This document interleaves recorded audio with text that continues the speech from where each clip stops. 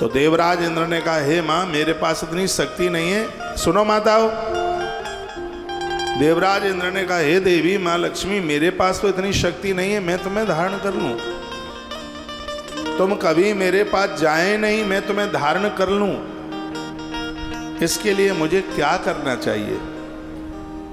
तो माता लक्ष्मी ने कहा कि 5 चीजों को स्वीकार कर लो, मैं तुम्हें कभी छोड़ के नहीं जाऊंगी। वो बात हमारे और आपके लिए भी कही जा रही है।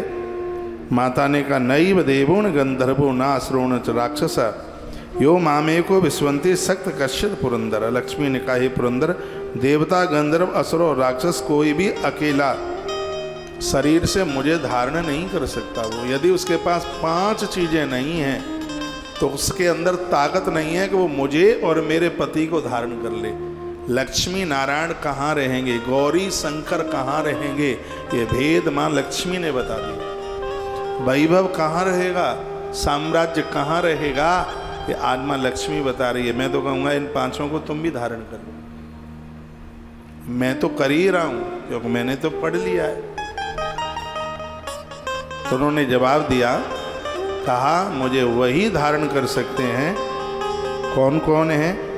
कहती है, स्तासप नित्यम देवेंद्र कथा तय निबोध तत् वेदना वे दृष्टेन चतुर्धा विभजिस्वमाम। उन्होंने कहा, हे देवेंद्र, मैं जिस उपाय से तुम्हारे निकट सदा निवास करूं उसको आप सुन लो। वेद विदित ये बात है, मैं अपने आप को बांटे देती हूँ, मैं इनमें बट जाती हूँ। किन किन में? मैया कहते भूमिरेव मनुष्येषु धारिणी भूत भाविनी साते पादम तत्क्षेता समर्था ये तमे मति। मैया कहती है, सबसे पहले धरती, जो प्रातः जागेगा, भूमि को वंदन करेगा, पूजन करेगा, किसी की जमीन का हरण नहीं करेगा, धरती के ऊपर वृक्ष लगाएगा, धरती के ऊपर फूल पौधे लगाएगा, धरती को जो वंदन प्रणाम करेगा, मैं कभी उसको छोड़ करके नहीं जाऊंगी। जो धरती का दान करेगा, धरती की महिमा समझेगा, प्रातः जागकर मत्था रखकर धरती को वंदन प्रणाम करेगा। समझ लो ये बात, कोई नहीं बताएगा ये तुम्हें बातें, इसलिए ठीक से इसको समझ लो। सो मत समझ लो, ये बातें आपके काम आएंगी। मैया कहते भूमि रेव मनुष्येषु, जो मनुष्य भूमि को माँ मानेंगे, उसको माता मानेंगे, दूसरी की धरती का अपहरण नहीं करेंगे, धरती पर पेड़ पौधे लगाएंगे, रोज जाग करके धरती को प्रणाम करेंगे, पूजा में बैठते समय जो धरती को प्रणाम करेंगे, उसे वंदन करेंगे, उसे माँ का रूप देंगे, उसके हृदय में मेरा वास होगा, वहां मैं टिकूंगा। कितनी मलूक बात कही है, कितनी अच्छी बात की है। जरूरतमंद जगहों पर धरती का दान करेंगे। ये तो बड़ा लंबा चैप्टर है, इसमें बताया कि पोखरों के लिए, सरोवरों के लिए, कुएं के लिए, बावली के लिए, मरघट शमशान घाट के लिए, देवालयों के लिए, गौ सदन के लिए, निकलने के लिए, राजमार्ग के लिए, रास्तों के लिए जो भूमि का दान करेगा, उसके हृदय में और उसके घर में मेरा वास होगा। वो मुझे सहन कर देगा, वो मुझे धारण कर लेगा। पहला उन्होंने ये बताया, मैंने बहुत बार कथाओं में बोला है, शायद आपको ध्यान में आ जाएगा। मेरे गुरुजी भी इस बात को बोलते हैं कि जो प्रातः जागते हुए धरती माता को मत्था रख करके प्रणाम करते हैं, कुबेर का बटुआ खाली हो सकता है, आपकी जेब खाली कभी नहीं होगी। समुद्रे वसने देवी पर्वतस्तन मंडले विष्णु देवी नमस्तुभ्यं। ऐसी भगवान नारायण की जो पत्नी है धरती माता, उसे नित्य वंदन कीजिए, रोज प्रणाम कीजिए, मत्था रख के प्रणाम कीजिए। जो धरती का आदर करता है, माँ लक्ष्मी कहती है, उसके विग्रह में मैं बैठ जाती हूँ, उसको छोड़ करके मैं नहीं जाती। पेड़ लगाइए, पौधे लगाइए, हो सके तो धरती का दान कीजिए, वहाँ पर उद्यान लगाइए, बगीचे लगाइए, कुआं, बावली, पोखरे, भूमि को सजाइए, वहाँ पर मेरा वास होगा। वह श्लोक में बीच में बोल दूं, अश्वस्थामा बलिर्व्यासो हनुमांश विभीषणः कृपा परशुरामश्च सप्तयिता चिरजीवन। इन 7 की जो कथा सुनेगा वह लंबा आयुष प्राप्त करेगा और निरोगी बन करके जीवन जिएगा। मृत्यु उसकी अस्पताल में नहीं, घर की देहली के अंदर उसकी मृत्यु होगी। या तो कोई घर में मरे या वन में मरे। तपस्वी अपनी कुटिया पर मरता है और धरती की रक्षा करने वाला ठीक से गृहस्थी जीवन जीने वाला दिल्ली के अंदर मरता है। तपस्वी जंगल में मरता है और वीर रण में जाकर के अपने प्राणों को छोड़ता है। तीनों की गति होती है।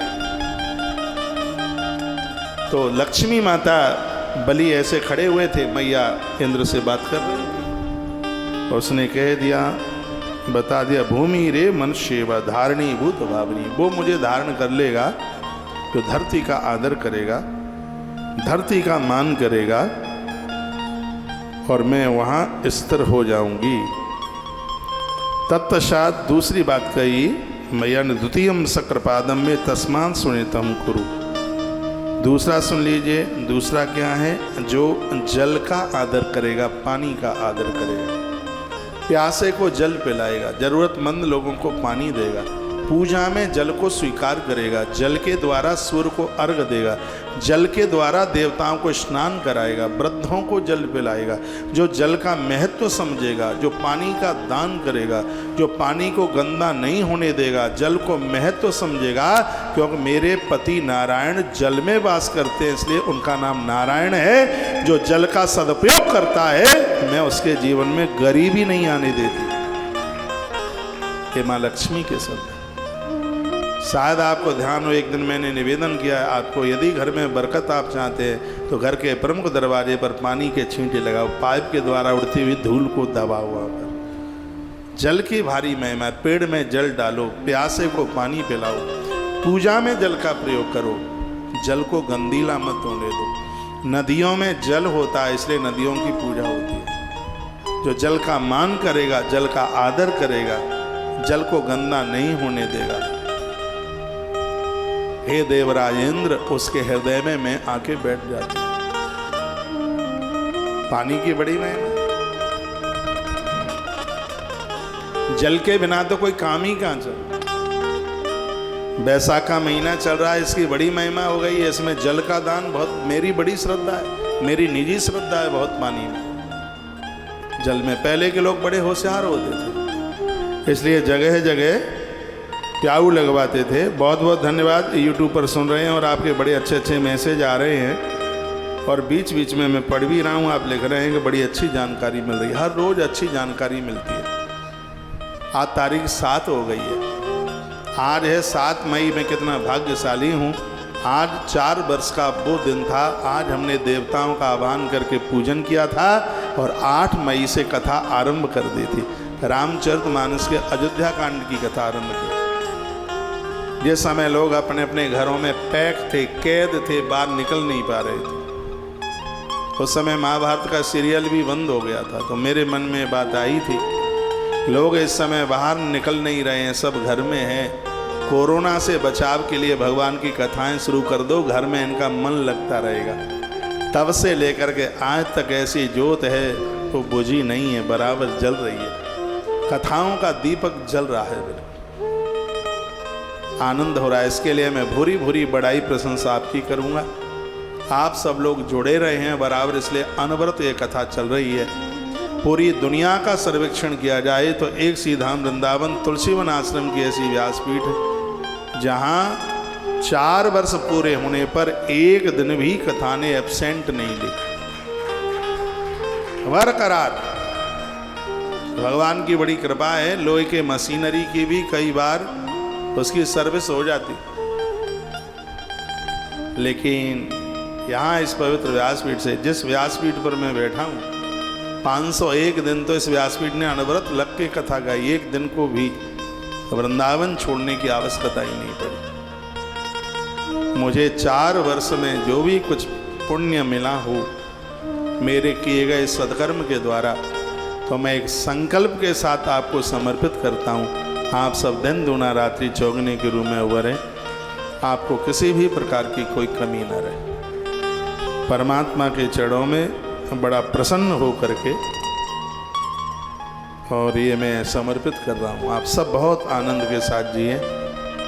हमारी दक्षिणा तो बस आपसे यही है कि जिन कथाओं को आप सुन रहे हो, इन कथाओं को सुन करके आप अपने आप का परिवर्तन करो। जो ये कथाएं हैं, ये सच घटना घटित हुई है, वही कथाएं। राजा बलि के माध्यम से माँ लक्ष्मी एक कितनी बड़ी बात कह रही है। वो कहती है, जो धरती का आदर करेंगे, धरती का मान करेंगे, उन्हें छोड़ के मैं नहीं जाऊंगी। जो जल का सम्मान करेंगे, पानी का सम्मान करेंगे, प्यासे को जल पिलाएंगे, सूर्य को जल देंगे, देवताओं को जल से स्नान कराएंगे, अपनी आराधना में भी जल का प्रयोग करेंगे, उनके पास में मैं स्थिर होकर के रहूंगी। नदियों का पूजन करेंगे। नदियों का पूजन करने से समृद्धि बढ़ती है। उनके पास मैं रहूंगी। तो धरती में लक्ष्मी, जल में लक्ष्मी, और उसके तत्पश्चात फिर तीसरा नंबर और बता दिया, कहा अग्नि में। जो यज्ञ का दर्शन करेंगे, यज्ञ में आहुति डालेंगे, दिए जलाएंगे। जो आप दिया कर जलाते हैं, इससे उम्र बढ़ती है, इससे धन भी बढ़ता है, समृद्धि बढ़ती है। जब लोग मेरे पास आते हैं, कहते हैं बहुत घाटा हो गया है, पैसा आ नहीं रहा है, सब डूब डाब गया, मैं उन्हें कहता हूँ कभी तिल के तेल की जोत जला ले। जो अग्नि का दर्शन करेंगे, अग्नि का आदर करेंगे, अग्नि का मान करेंगे, वो घोर गरीबी से बच जाएंगे। माँ लक्ष्मी स्थिर होकर उनके घर में बैठेगी। जो अग्नि देव का आदर करेंगे, अग्नि का मान करेंगे। रोज चूल्हे पर आग का दर्शन आप कर लेते हैं, इससे काम नहीं चलेगा। दीपक के रूप में, यज्ञ के रूप में, हवन कुंड के रूप में अग्नि देव का नित्य दर्शन कीजिए। माँ लक्ष्मी कहती है, जहाँ लोग अग्नि का सानिध्य पाकर के देवताओं को भोग लगाएंगे, मैं स्थिर होकर उनके घर में बैठ जाऊंगी। आजकल तो आलसियों का जमाना आ गया है। जो आजकल जो भोग लगता है, थाली भगवान को दिखा देते हैं। ये 25-30 साल में आ गई ये थ्योरी। ये पहले ऐसा नहीं था। यहाँ वृद्ध माताएं, गाँवों की माताएं बैठी, उनको पता है। पहले उपला जलाया जाता था, कंडा जलाया जाता था, उसमें थोड़ा घी डाल करके और उसको जलाते थे। फिर उसमें 5 ग्रास तोड़ करके डालते थे, उसको कहते थे अग्यारी। यानी अब हमने भगवान की आज्ञा ले ली है, अब हमारा परिवार अब भोजन करेगा। हमने आज्ञा ले ली है उनकी, भगवान की। उनको तृप्त किया जाता था। उसमें थोड़ा घी डालते थे तो आग ऐसे ऊपर उछाल भरती थी। फिर उसके बाद में उसमें कुछ खोट करके, छोटे छोटे टुकड़े तोड़ करके थाली में जो भी सामग्री बनती थी उसमें से उसमें डालते थे। देव प्रसन्न होता था। उसी बात को माँ लक्ष्मी कहती है, जो अग्नि के माध्यम से देवताओं को आहुति डालेंगे, वहाँ मैं स्थिर होकर के बैठ जाऊंगी। इसलिए तो यज्ञ से घोर गरीबी खत्म होती है। यज्ञ से वंश बढ़ता है। पुत्रेष्टि यज्ञ हुआ था, दशरथ राजा के यहाँ यज्ञ कराया गया, उससे संतान। घोर गरीबी का नाश होता है यज्ञ से। अग्नि का दर्शन कीजिए, चाहे आप यज्ञ के रूप में करें और चाहे आप परम ज्योत के रूप में करें। ज्योत, अभी हम वैष्णो देवी में थे तो वहाँ 250 से ज़्यादा ज्योत 9 दिन जली। बहुत कनस्तर लगे घी के, उसके तेल के। घी तो कम लगा था ज्योत में, क्योंकि घी यज्ञ में चल रहा था, तो घी की ज्योतें जल रही थी लेकिन कम थी। उसमें तेल की ज़्यादा थी, जिसमें तिल का तेल था, सरसों का तेल था, कुछ ज्योतें घी की थी। खूब कनस्तर लगे। एक ज्योत जलाने में लाले पड़ते हैं 9 दिन। वहाँ तो 250 प्लस ज्योतें थी। उसका अनुभव मैं समझ रहा हूँ, उसका आनंद मैं समझ रहा हूँ। लोगों के नए नए व्यापार हो गए, नई नई खुशियाँ उनको मिल रही हैं उन्हें। इसमें आप श्रद्धा रखिए, इसमें आप विश्वास रखिए। और ये प्रत्यक्ष जो पुराणों की बातें हैं, तो पुराणों की बातों के ऊपर तो हमें विश्वास करना ही है। आप भी अपने घर में दिया जलाइए, जोत जलाइए। रोज नहीं जलाते हो तो अमावस्या को 24 घंटे जला दिया करो। अमावस्या को तिल के तेल की जोत जलाओ अखंड 24 घंटे की, और पूर्णिमा के दिन शुद्ध घी की जोत जलाओ पूरी अखंड। 14 की शाम से ही आरंभ कर दो। चतुर्दशी कोई भी दिन पड़े कोई फर्क नहीं पड़ता, चतुर्दशी की शाम से ही उसको आरंभ कर दीजिएगा। चतुर्दशी की रात भर जले, अमावस्या को दिन भर जले और अमावस्या को रात भर जले। फिर दूसरे दिन प्रतिपदा है, घी डालना बंद कर दो, बुझाओ मत, अपने आप वो ठंडी हो जाएगी। आप देखेंगे घर में परिवार में गूंगे बहरे पैदा नहीं होंगे, घर में झगड़े नहीं होंगे, घर में कलह नहीं होगा, घर में स्त्रियां बांझ नहीं रहेंगी, अच्छी मलुक संतान का जन्म होगा। मेरी बात मान लो, प्रार्थना है। इसमें कोई बहुत बड़ा खजाना खाली होने वाला नहीं है, खजाने में वृद्धि होगी। या आप करें, इसमें आप विश्वास करें। माँ कहती है या अग्नि का आदर है या आग का मान है, ये इंद्र ऐसे स्थान को मैं छोड़ के नहीं जाती, वहाँ गरीबी नहीं आती, वहाँ किसी की मौत नहीं होती। ये माँ लक्ष्मी कहती है। इंद्र ने पूछा था ना कि माँ हम ऐसा क्या करें जहाँ आप स्थिर हो जाए,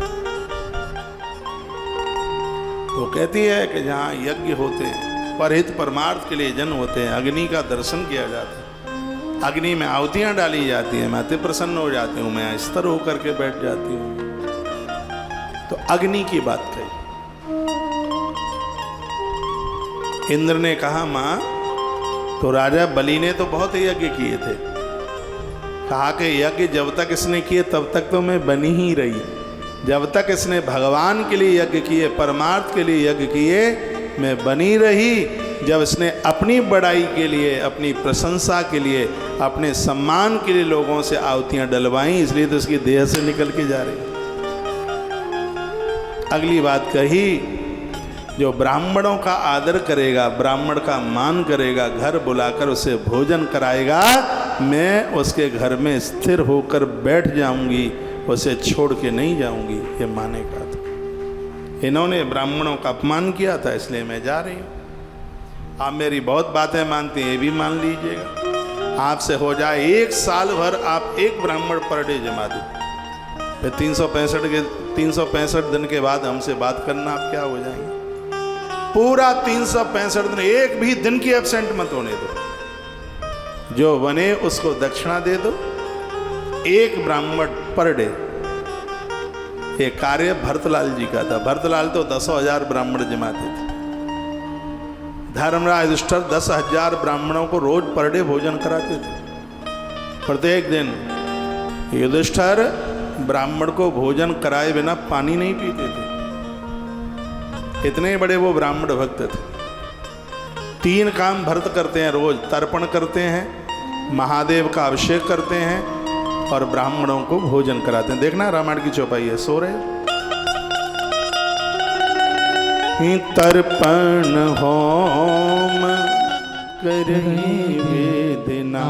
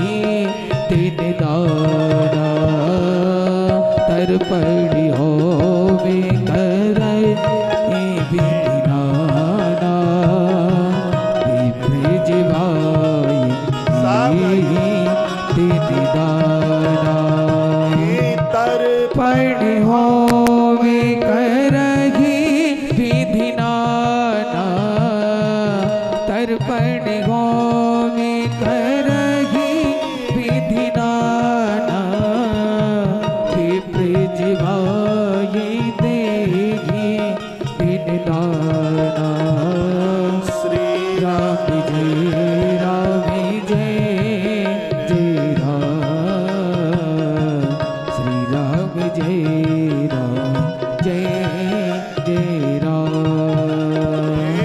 श्री राम जय जय जय राम। श्री राम जय जय राम। अब दे बिहारी सीताराम। तर पड़ी हो करगी विधि नाना। ब्रिज भाई दिन दाना। तर पड़ी हो करगी विधि नाना।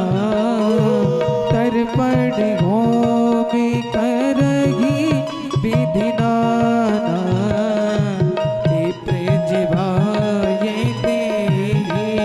दिन दाना। तर पड़ी हो करगी विधि नाना।